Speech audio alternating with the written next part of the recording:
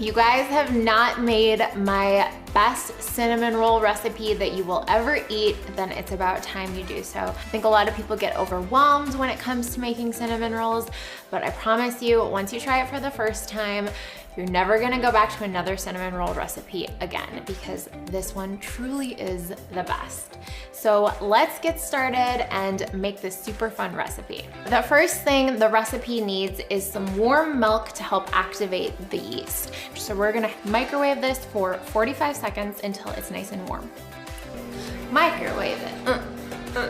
So the milk is warm, but we do not want it super hot. So how you can tell when your milk is perfectly warm for a recipe is just by sticking your finger in it.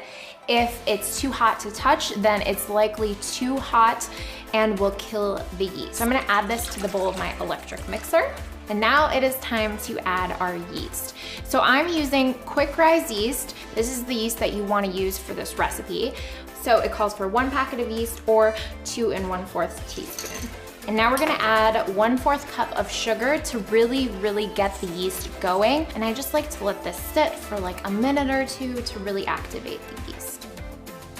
Smells yeasty.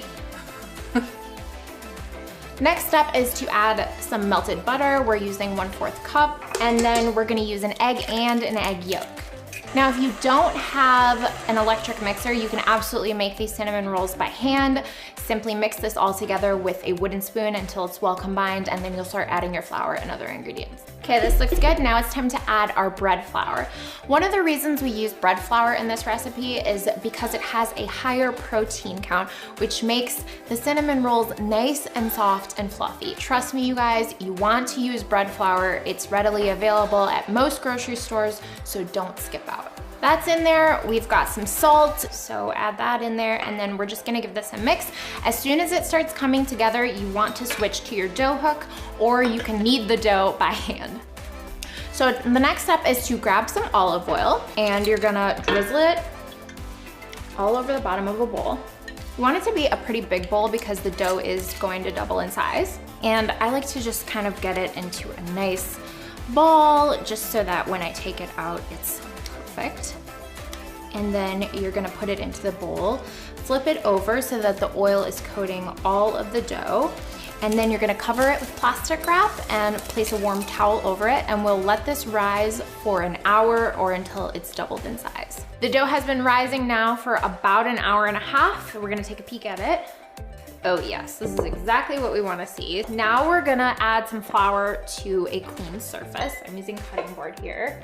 So dump the dough out. Oh my gosh, it's gorgeous. Basically, you just kinda wanna press it out. Now, take a rolling pin. If you don't have a rolling pin at home, you can always use a wine bottle. That is a secret tip. You're gonna wanna coat the rolling pin with lots of flour. This was actually my mom's rolling pin from when she was a little girl. And now we're just gonna roll this out. We want to get it so it's about a 14 by 9 inch rectangle, but just do the best you can. It's okay if it's not perfect. Now it's time to add our brown sugar cinnamon mixture to the filling. We're also gonna be adding some softened butter, some brown sugar and cinnamon here. Now we're going to rub the brown sugar into the butter. This looks amazing. The brown sugar is worked into the dough, and we wanna roll these as tightly as possible.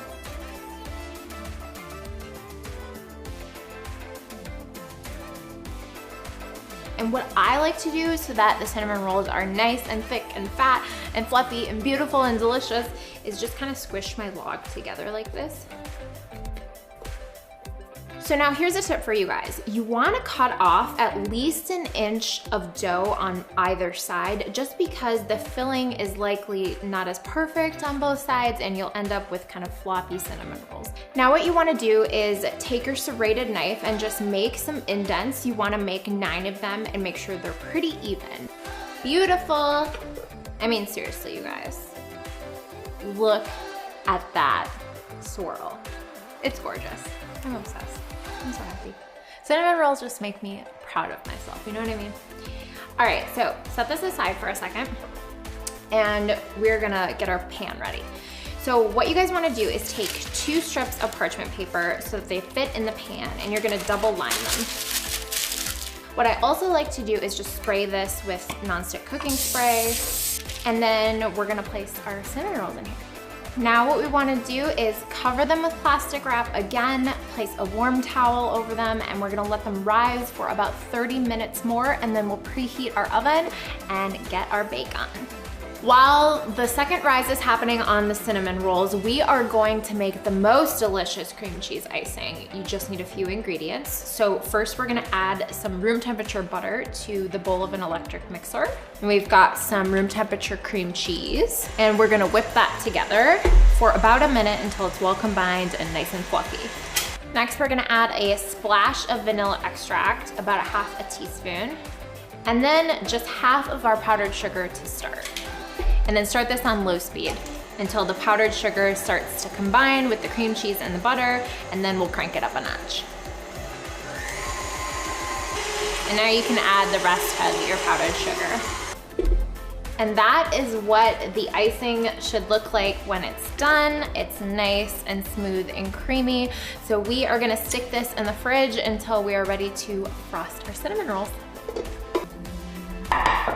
Oh my goodness, these look absolutely beautiful.